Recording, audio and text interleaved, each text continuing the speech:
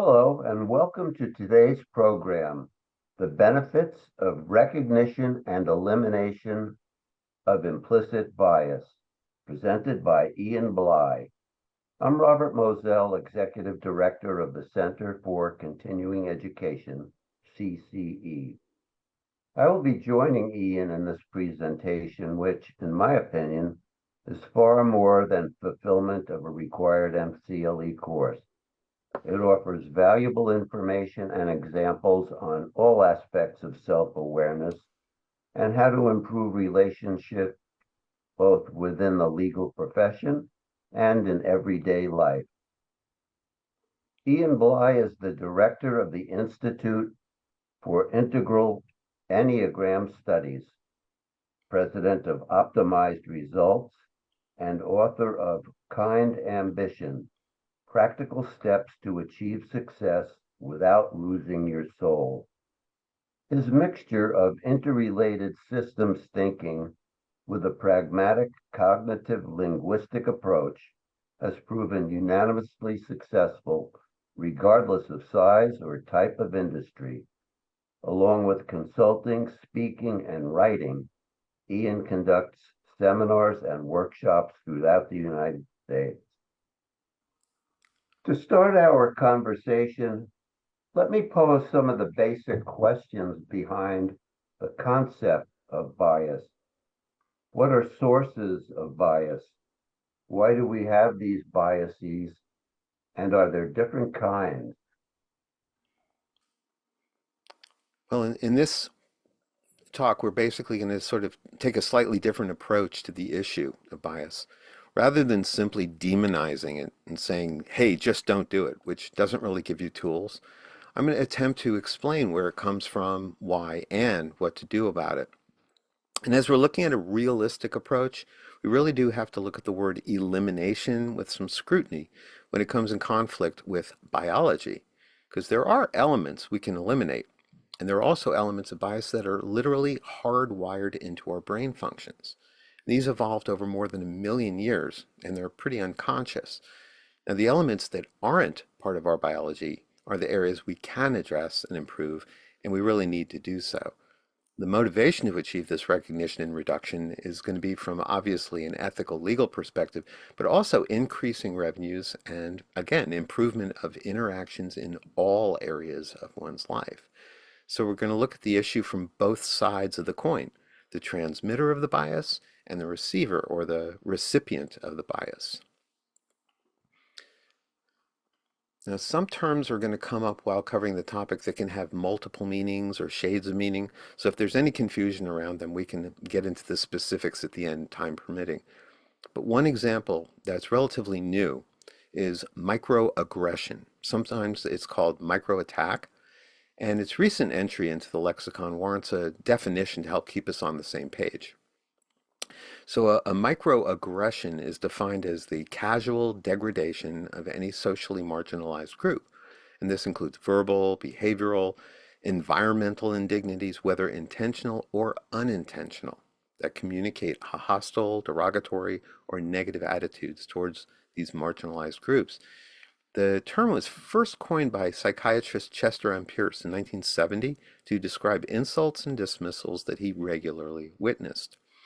And again, these are very often unintentional and they show unconscious, implicit bias because they might actually be intended as positive, but they're received as negative.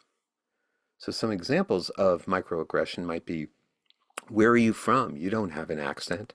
Or what are you? You people are always so good at math, or you people are always so good at sports, or someone clutching a handbag closer when a person of color walks by, assuming a person of a certain race, national origin, ethnic group are the voice and representation of all people in that group, saying something like, you're so articulate to a person of color, or describing women as emotional, hysterical, or crazy. Always a winner. For our conversation, let me pose some of the basics behind the concept of bias. What are the sources of bias? Why do we have these biases? And are there different kinds? Well, we definitely have at least three flavors of bias. We have unconscious, subconscious, and conscious. And the first two, unconscious and subconscious, often get conflated, and they're the ones that get labeled implicit bias. But they're actually kind of different. And we're certainly not talking about the explicit bias in this particular exploration, because that's obvious enough and we're aware of it in the moment.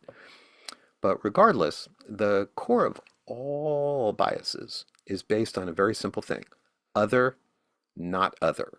And that simple differentiation branches out almost infinitely, which makes it look far more complicated. And it doesn't have to be complicated at all. Reverse engineering back to that simple differentiation gives us our first hint at solutions. Why does other or not other have so much impact on our perceptions and our actions? And we'll get into that in a little bit, but first let's take a look at those flavors of bias and do some unpacking. And we'll start with unconscious implicit bias. And this form of implicit bias stems from our Paleolithic beginnings, and it's entrenched in our neurobiology. The very nature of basic survival meant knowing who or what was safe. And that generally meant your family, your tribe, your known experience. This knowledge used some form of recognition, physical similarities, or some kind of trappings like feathers or clothing. And this was actually illustrated in that 1966 B movie, 1 Million Years BC. Conflict arose because the brunette tribe had never seen a blonde, and the blonde tribe had never seen a brunette. Yes, it really can be that silly. The bias toward like me and against different was a very large part of the whole storyline. Getting back to our wired neurobiology, anyone who was an unknown might be a threat, and our brains are heavily wired to threat awareness. Our brains literally have a built-in negative bias. Logically, it's more important to know the berries that'll kill you than to know the ones that taste good. Anything that's a potential threat will always have more impact on our brains than positive things. Threats will simply carry more weight. And this goes into the wiring of our hippocampus, which is the main area for memory in the brain. Again, survival depended on remembering where the threats are, so our brains are biased toward wiring in those memories. And the process of natural selection meant this wiring survived and got passed down genetically. Those who didn't have this wiring may have eaten the wrong berries or tried to make friends with a saber-toothed tiger. So here we are today with this negative bias toward the unknown or different built in to our brains. So unconscious bias can basically be simplified to unknown equals threat, and we're generally unaware of this wiring. Our brains are always trying to save resources, and rather than figuring things out over and over again, the brain seeks patterns so it can make generalizations to save processing time. And this is a kind of hardwiring that makes the total elimination of all bias virtually impossible, at least without another million years of evolution. However, our awareness of this bias gives us the opportunity to catch ourselves before we speak or take action. Now, for the other kind of implicit bias, subconscious implicit bias. Now, this form often stems from our own experience, negative or positive. And this experience has actors. And we take that experience and we attach it to those people, the actors. And this gets written into memory, and our brain's pattern-seeking aspect, another survival mechanism looking to predict what will happen, extrapolates and labels this generalization. So, for example, all the XYZs I've ever worked with were, or weren't, self-starters. Now, anyone that resembles those actors in the original experiences will arouse a bias. When it's subconscious, we may feel we're making decisions about an individual's capabilities based on rational data, when in reality, they're based on those internal preferences. And that bias often finds its way into hiring situations and can be a real problem. To ignore these feelings feels like we're ignoring our experience, which we rely on for making decisions. So to eliminate bias from this situation means recognizing that we're projecting from the past. We don't actually know this new person. We want to make our decisions based on factual evidence rather than feelings, so we need to take this opportunity to learn more about this particular individual rather than on a generalization based on memories of others.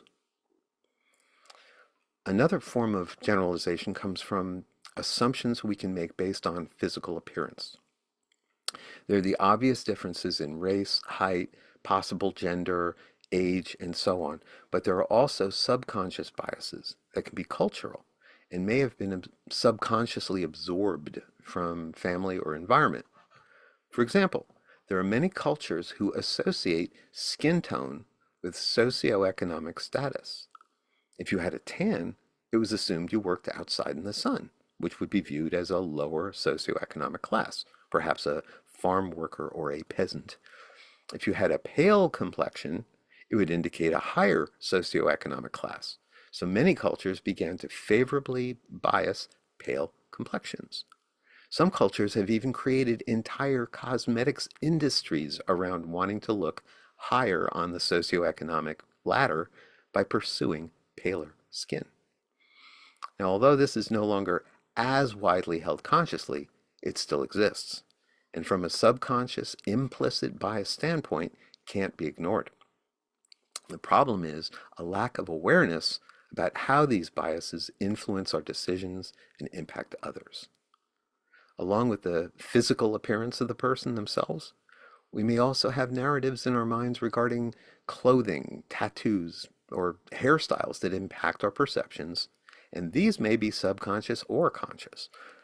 We know these types of generalizations or stereotypes aren't reliably accurate, and that alone is a great reason to stay aware of them. Again, this kind of bias can be both positive or negative, depending on experiences or internal narratives. Now, another form of bias that has become quite prevalent in modern culture is ageism. Although ageism can be directed at older adults and young people alike, as our culture tends to glorify youth, older adults are much more often the victims of age-based discrimination and negativity. As marketing shifted its focus to obtaining younger customers with less experience and longer purchasing timelines, it became more acceptable to demean older people. And this had the double-edged impact of dividing young and older people as well. Where once we respected our elders for their experience and wisdom, we're now told through media messages and TV shows that our elders are frail, clueless, and offer no value. And this couldn't be farther from the truth. Just as other forms of bias can be on a personal or systemic level, ageism can show up in subtle jokes or put downs or obstruct getting assignments or promotions. And this kind of institutional ageism slips through where sexism or racism would have been caught much earlier. According to a 2020 survey, 78% of older workers either witnessed or experienced age discrimination at their workplaces. And these can be instances of implicit bias showing up as exclusion. You might be left out of group activities, left out of meetings, with the assumption that due to your age, you wouldn't be able to handle certain trips or activities. And this can escalate to where you don't even get offered assignments with opportunities for advancement. Instead, they might shift your work to a younger worker or encourage you to retire. In extreme cases, they might even eliminate your job position, only to hire a younger worker for a similar role. So in hiring, ageism may manifest as your company having a tendency to only hire and promote younger employees. Older workers are often passed up for a promotion multiple times while watching less experienced and less qualified people rise through the ranks. One of the most common examples I've seen recently is being denied a job because you're labeled as overqualified, which is actually a code word for too old. Ageism gets compounded when it's in conjunction with gender or race. So, for example, older women of color face age, race, and sex discrimination all at the same time. especially in areas of housing, healthcare, and of course, hiring. As technology becomes more and more involved in every aspect of our lives, there's often the assumption that older workers won't be able to understand or use it, and this has been proven to be inaccurate. These assumptions are, as usual, typical of bias. They don't look at the individual, but merely make a sweeping generalized assumption about an entire block of the population. Are there biases that are more group-based than individual, sort of an us versus them scenario? Absolutely, absolutely. Once again, going back to our prehistoric roots, banding together in groups was a basic element of survival. We survived through mutual support and looking out for one another. Alone, we were far more vulnerable. It also served to support a more efficient way of job sharing. In groups, some could hunt while others guarded the family units and vulnerable offspring. There are actually other animal societies like the meerkats in Africa that use the same methodology. Within the tribe, adults take turns playing sentry while others hunt and forage. The teenagers stay in the tunnels caring for and protecting the young. And knowing who's in your tribe or pack tells you who's not a threat. And this meant that anyone outside of the group would be viewed with suspicion or even hostility. And this is part of our ancient neural wiring that we talked about earlier. But being aware of it gives us the ability to catch ourselves and put it to the side. In groups, it may not be the physical attributes that bond the group or separate it from other groups. Groups can form arbitrarily, with criteria ranging from geography to favorite sports teams, even being put on different teams within a larger group.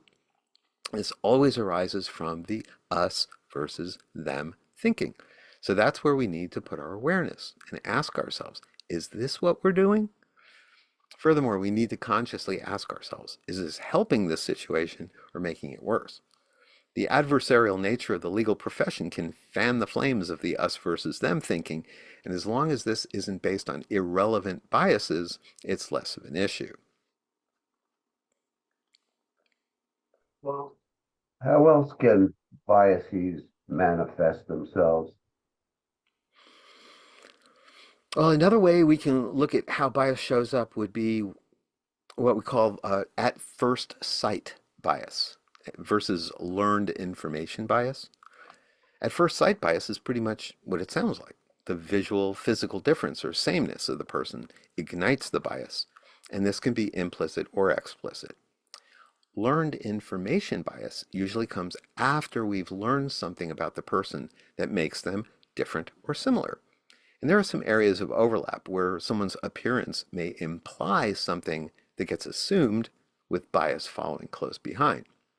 So some examples of at first sight bias would be race, gender, height, age, physical disability. Clothing can imply anything from socioeconomics to sexual orientation. Their name, especially if a document precedes visual appearance. I've seen this happen in hiring situations where merely reading the name on a resume can be enough to bring about bias. Whereas the learned information bias comes a little bit later. And that once we know something about the person, we learn about their socioeconomic status, we learned about their gender orientation, their sexual orientation, their religion, politics, family status, education level, language or communication style, their thinking style, their sports team fandom, their geographic origin. These are all examples of good old diversity, which shows that it's more than just race and gender. It's about a variety of different voices being encouraged and heard. Awareness training needs to look at scenarios where leaders and employees subtly exclude others or downplay their contributions, which is one of the most widespread and insidious forms of bias. For example, if there's a belief that female attorneys with families aren't as serious about their careers, great example of implicit bias, there's a likelihood that they won't be taken as seriously. It may result in a lack of promotions, not listening to them in meetings, assigning different types of cases, etc. An implicit bias can become explicit behavior when it's expressed verbally. For example, potentially being impressed by a person's contribution in a meeting and saying something like, "Wow, you seem to really understand technology well for someone your age." These biases come from those less than conscious associations and come out pretty automatically without awareness or intention. They're often expressed indirectly or subtly, and these are examples of the microaggressions or microattacks we talked about earlier. Now, expressions of bias can seem innocuous when they're intended as positive. Being complimentary about how someone looks can be taken negatively when it feels inappropriate to the receiver. I've personally heard from several people of Asian descent that people assumed they'd be good at math simply because they were Asian. And this shows how an inappropriate stereotype can be heard as an insult, even when intended as a compliment, as any stereotype tends to be. It's basically saying, I don't see you as an individual. And we know being seen for who we are is very important for people. I'm sure that how biases look very often depends on relationship or status.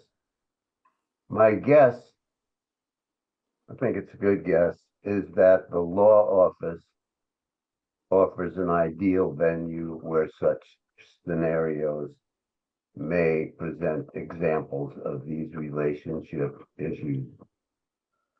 Your thoughts on this? It's a Absolutely. laboratory for a lot of what you've discussed so far. Definitely, because there's so many different levels to look at. Because bias flows in all directions. So how we deal with this is going to require different solutions. So again, you've got even from the smallest or solo law firms to the large, gigantic ones, they're all going to have multiple layers of status. So, for instance, let's start out with client lawyer. When either a client or a lawyer have these preconceived biases, it can easily interfere with the smooth interaction and even prevent the hiring or the taking of the case. I know of one lawyer who is very out as a lesbian, and this included many visual aspects of what could be seen as stereotypical clothing and whatnot. And the client, who was male, chose not to hire her based on that at first sight bias mentioned earlier. Now, we may not be able to do anything about how a potential client's biases may impact their decisions to hire or not hire an attorney or a firm, but we can be more aware that these biases exist and plan accordingly. My favorite examples of this would be don't wear a Yankees baseball cap to a Red Sox game. It's just that easy. Now, this can easily go the other way when an attorney makes up their mind about a potential client based on visual cues or an early conversation illuminating their beliefs or politics and chooses not to take the case. Then we move up the chain to judge versus lawyer, and these interactions add this element of power up or power down, which can complicate bias elements further. One attorney I know who's been conducting a lot of business using Zoom was lambasted by a judge for not wearing a tie on a Zoom conference. And there'd been a pretty relaxed standard for a couple of years, and this had never been a problem before. In this case, the judge was much younger than the attorney and had an internal narrative equating this lack of a tie as a sign of disrespect. The attorney apologized and made sure to always wear a tie in the future, but the bias die was cast, and the attorney could not redeem himself in the eyes of that particular judge.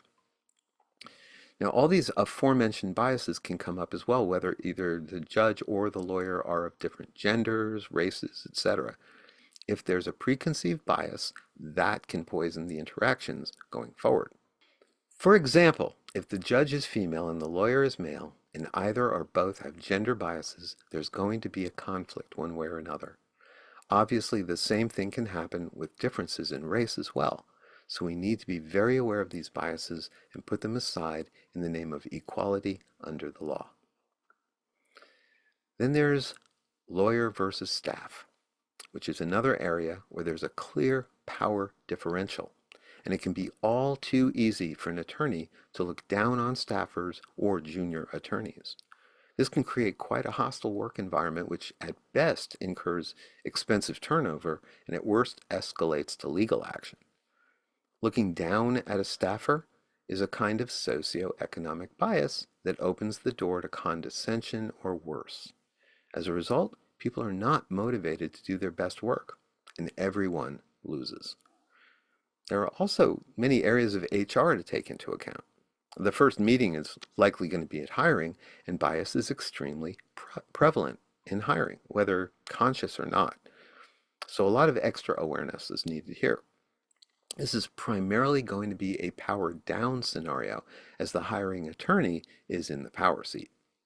One's past experiences very often drive these biases, as we want to hire the best people, and if we have memories of great employees or nightmare employees, and the prospect reminds us of either, it's very difficult to separate that memory and the subsequent bias. If it's an affinity bias, we might hire the wrong person based on that projection rather than the individual's actual abilities and level of willingness to learn. If it's a negative bias, we might not hire someone who would have been a great choice.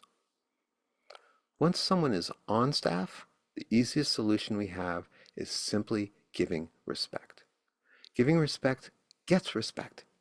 Lead with respect and you get respect. Boss with bias and you're going to get bias in return. Finally, we have the peer-to-peer, lawyer to lawyer. Even when the power is at peer levels, there can be significant bias interfering with a fair and equitable exchange. And this can be in the same firm or between opposing attorneys. In the same firm, there's a lot of competition, and some lawyers can get pretty over the top with their ambitions.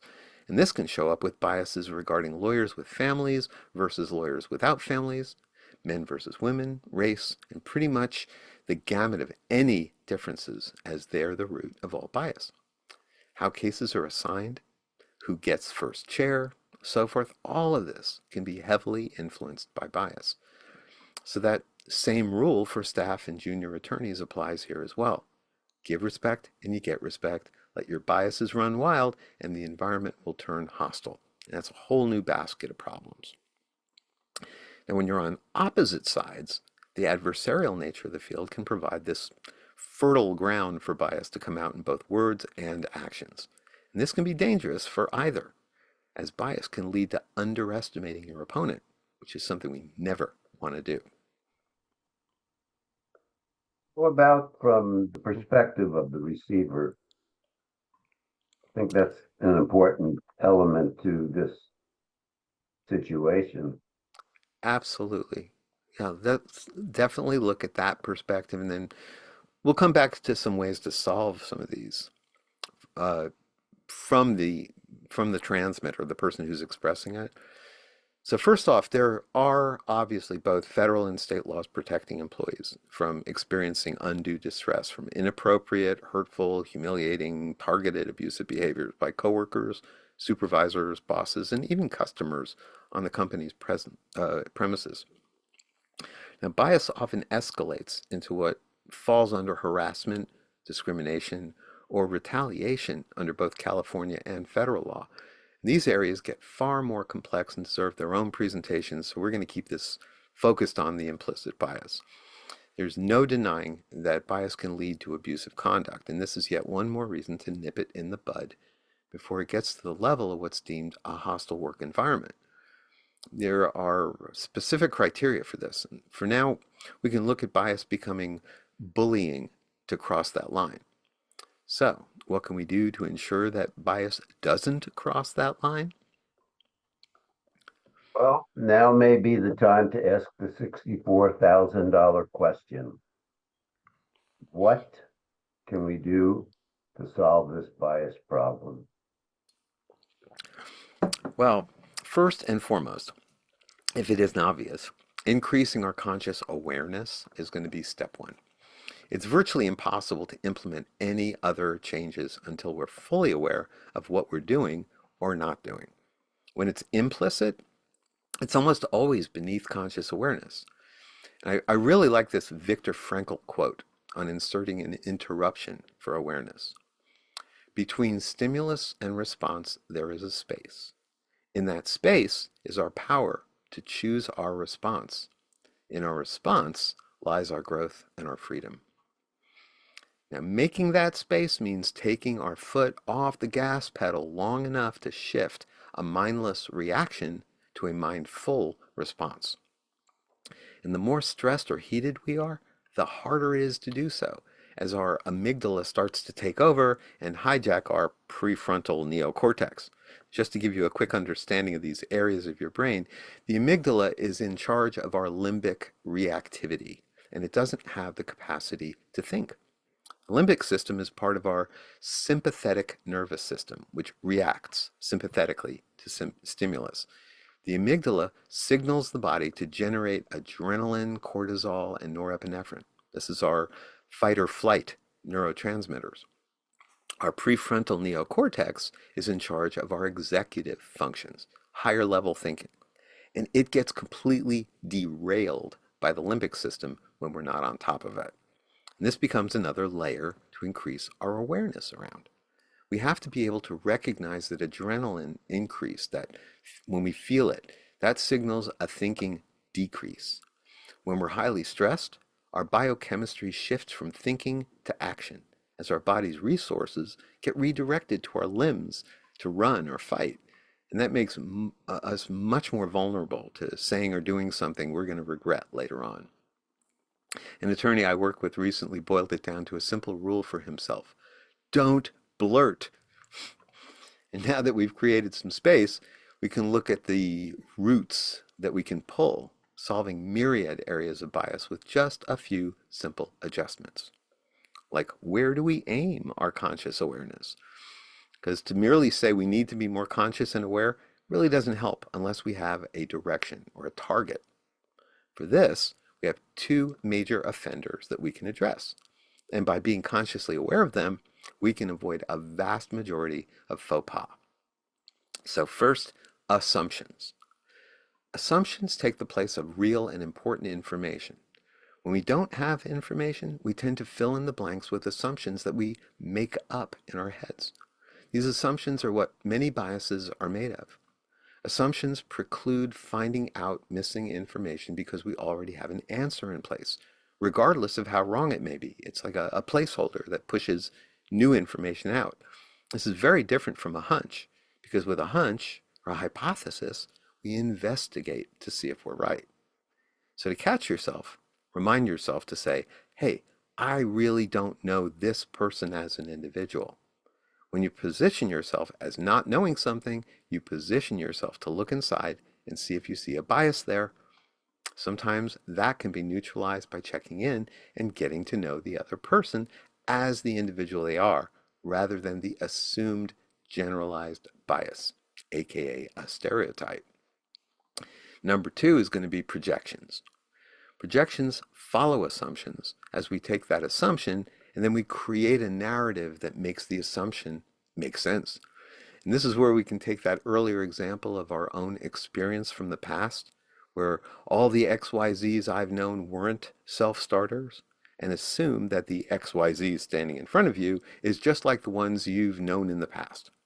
And then with that assumption, we project the narrative that this XYZ won't be a self-starter either. We haven't given them a chance, only based on a preconceived bias. And of course, this can work in affinity bias just as easily, where we can have a positive image of a certain kind of person and are biased towards hiring them or working with them due to that same process of assumption and projection. To overcome this stumbling block, we need to be a little introspective. The moment we think we know all about someone, we need to do a hard stop in our heads. That's taking your foot off the gas, reminding ourselves that we don't, in fact, know all about them yet.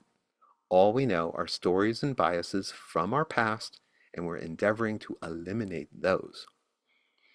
Which brings us to a really powerful skill set, empathy. One of the most powerful skills that we can improve is many people mistake empathy as a weakness or a vulnerability, and in fact it's a function of what are called mirror neurons in our brain. When we observe or hear about someone's experience, mirror neurons take that information and try to recreate a facsimile in our own brain. And this enables us to understand on a very deep level. Because our brains are trying to recreate that experience, it lays down a lot of new wiring to connect areas of the brain. The new wiring increases our overall IQ, as IQ is a function of taking in and utilizing new information. And this has been shown in functional MRIs. Exercising empathy literally increases brain capacity. Not a bad fringe benefit. In our quest to reduce and eliminate bias, we need to improve our empathy. Research shows that we tend to have less empathy for people who seem different from us, as we think it's more of a stretch to get their experience, and thus we're likely to treat them worse as a result. So learning how to connect with others through empathy can improve our interactions across racial, gender, age, and other differences, any differences. In laboratory studies, instructing participants to take another person's point of view has been found to reduce bias against stigmatized groups such as African Americans and to suppress unconscious prejudices.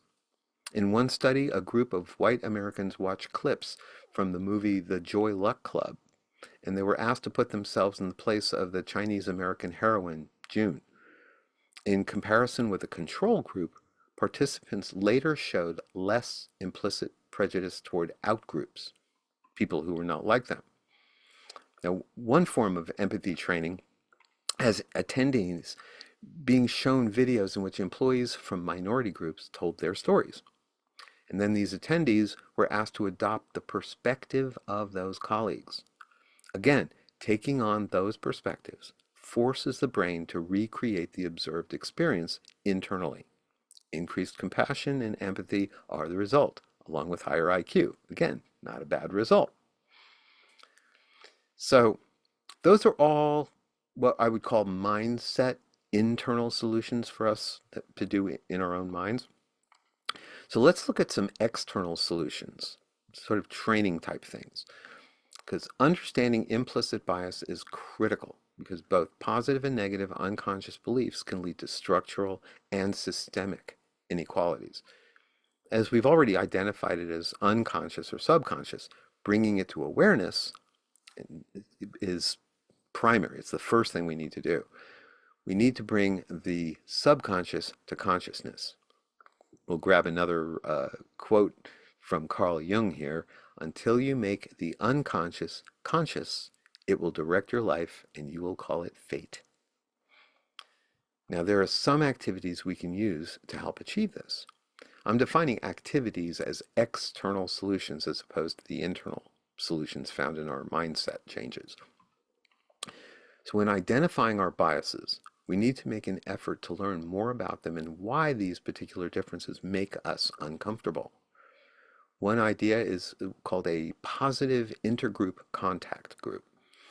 Subconscious bias can be reduced through interaction with individuals from diverse backgrounds. Creating situations or activities where this kind of interaction can occur on a regular basis cultivates more understanding. Interacting and witnessing evidence counter to one's bias can shake loose the attachment to that bias. The more you want people to work together, the more they need to have experience interacting together. When making critical decisions, invite others who can broaden your viewpoint and maybe balance out your biases. Ask peers representing other viewpoints for feedback. You can hold small group discussions, and these create opportunities for people to learn about others' views and experiences. Topics can actually be crowdsourced from all departments and all levels, including management and staff.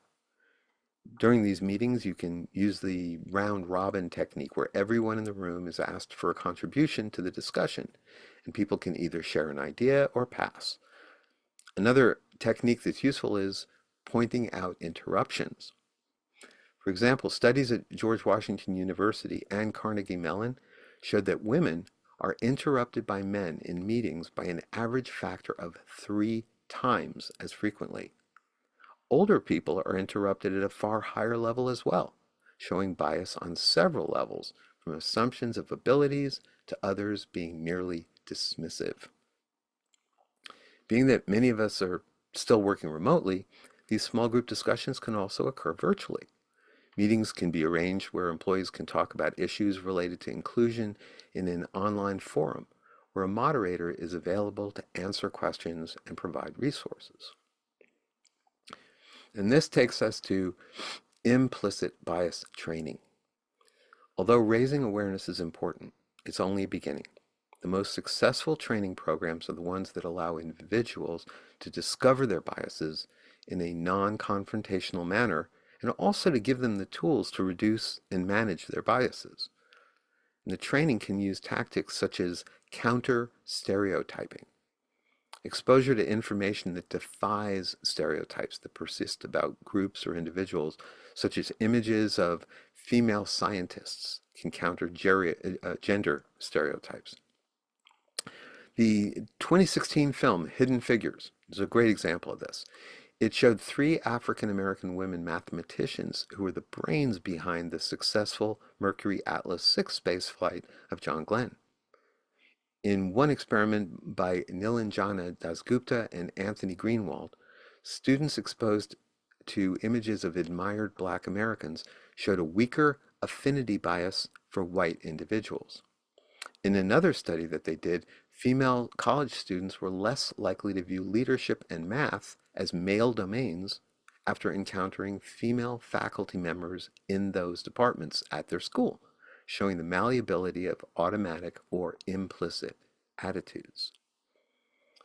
So, generally, strategies include calling out stereotyped views, gathering more individualized information about people, reflecting on counter-stereotypical examples, adopting the perspectives of others, and increasing interactions with different kinds of people. Building multi-generational teams is extremely powerful, as it gives the organization the best of both worlds from a knowledge base and reduces ageism as each generation witnesses the abilities and wisdom of the others. After learning about these strategies, participants can be asked to come up with examples of how they could use it in their own lives.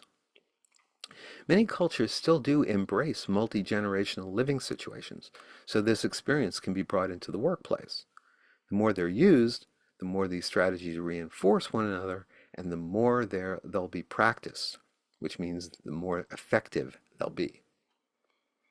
So what organizations need to really do is commit to this kind of improvement, to build the foundations. First, organizations can collect data on the representation and dispersion of people from different groups across business, employees' perceptions of inclusion, and where diversity-related process failures might be occurring, such as during hiring or performance reviews. That data will suggest which training topics might have the greatest impact on employees.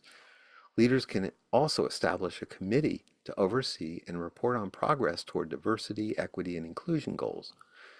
Genuine commitment will be reflected in ensuring that these endeavors are properly and reliably funded. This training needs to be a regular part of the budget, and this harkens back to that phrase of commitment, putting our money where our mouth is.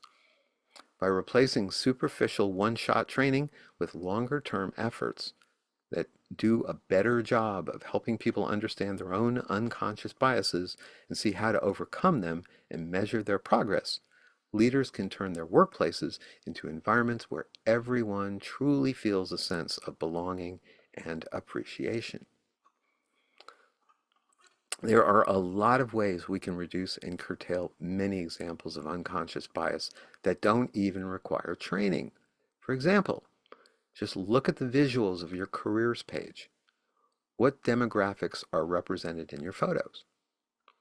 Point out interruptions. As mentioned earlier, studies show that women and older employees are up to 3 times as likely as men to be interrupted in meetings. Ban the concept of culture fit as a reason for rejecting candidates. It often has bias built in from the past, and it obstructs growth and adaptation. You can conduct blind screenings of potential candidates, welcome ideas that are different from your own, and support fellow teammates. The creativity that comes with diversity can help generate new ideas or improve an existing process. It can make work more interesting, engaging, and fun. Ask employees to brainstorm a list of respectful behaviors, which are small gestures but aren't common enough, like praising work, refraining from interrupting, and avoiding multitasking during conversations. People love it when you're looking over their shoulder while they're talking to you. You can spotlight contributions by people who are marginalized. Ask people to offer or expand on suggestions. Give people a chance to be seen and heard. Create inclusion and a culture of civility. You can create a culture where it's unheard of to mock or tease, where you promote and exemplify civility, where inclusion is commonplace and widely supported. You can become more culturally competent. Learn about the cultures, races, religions, and backgrounds of your coworkers. Treat people the way they wish to be treated rather than the way you wish to be treated. Because respect needs to be the default position. From my own practice and discussions with everything from U.S. attorneys to top plaintiff attorneys and jury selection experts, how does bias affect voir dire? It seems to me that knowledge of biases can be invaluable in jury selection, or as we say, jury deselection. What are your thoughts on this? Ah, it is indeed an ethical conundrum because both attorneys are seeking a lack of bias against their client and potentially an affinity bias toward their client, which is just as much against the principles of choosing a fair and impartial jury. So this opens a door to myriad questions about their feelings about so many areas, seeking to understand where the case might induce emotional reactions in some jurors.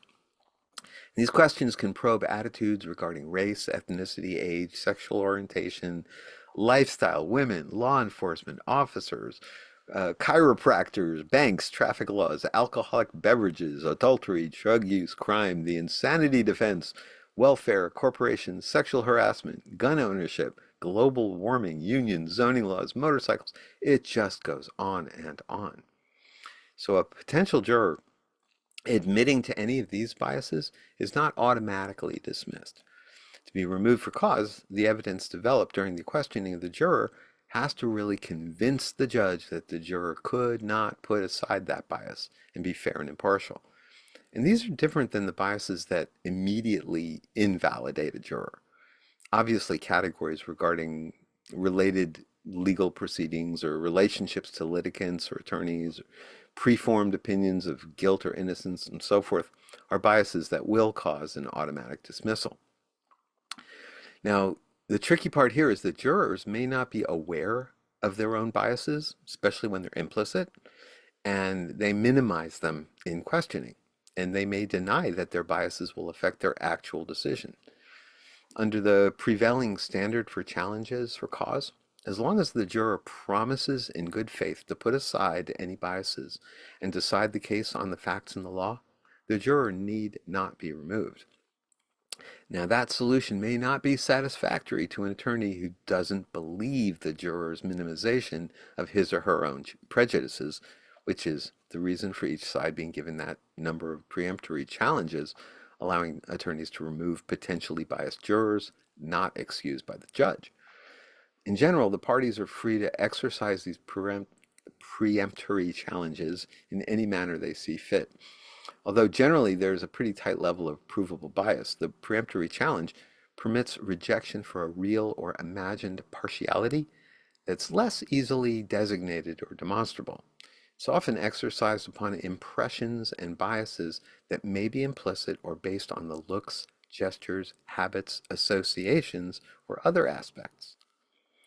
Now, where bias is obvious, there is a legal restriction. The Equal Protection Clause forbids the prosecutor, a criminal defendant, or any civil party from exercising peremptory challenges that discriminate against jurors based on their race, ethnicity, or gender. In Batson versus Kentucky, the Supreme Court stated, purposeful racial discrimination in selection of the... Boy, do I have a problem with this one. I'm going to say again. Purposeful racial discrimination in selection of the veneer violates a defendant's right to equal protection because it denies him the protection that a trial by jury is supposed to secure. For example, although a prosecutor ordinarily is entitled to exercise permitted preemptory challenges for any reason at all, the Equal Protection Clause forbids the prosecutor to challenge potential jurors solely on account of their race or on the assumption that, for instance, black jurors as a group will be unable to impartially consider the state's case against a black defendant. Under the Supreme Court's guidelines, if the prosecutor challenges all or most minority prospective jurors and the defense objects, the prosecutor must have a race-neutral explanation for each one, or the process has to start all over again with a new panel. And the reason must be legitimately connected to the case. It may not be pretextual. For this thoughtful presentation, Ian. Do you have any final thoughts you can share with us? Yeah, so let's wrap this up. There's one simple, foolproof methodology for not falling prey to our subconscious and conscious biases. First, come up with a non-biased way of speaking or acting when you're not interacting with anyone and there's no pressure. There's no way to take a misstep. You can do it in the mirror if you want. We'll call that your number one club to put in your golf bag. Then bring your conscious awareness up to where you recognize and acknowledge the bias. Now you have your foolproof process. Number one, you recognize the bias. Number two, you hit the brakes and you don't say or do anything. Now you replace what you were about to say or do with that number one club. Doing this repeatedly will wire it into your brain as a habit. And over time, it'll be just as automatic for you to not express biases. You're basically retraining the habit. So imagine learning about and respecting one another without any of these preconceived biases or prejudices, rather than the assumptions and the projections filling in the voids of understanding. We could communicate with one another. We could genuinely understand one another in a deeper and more authentic way. And the need for belonging could be fulfilled by belonging to a much larger group, the entire human race. Continuing this evolution of consciousness, the we would grow as the them shrinks.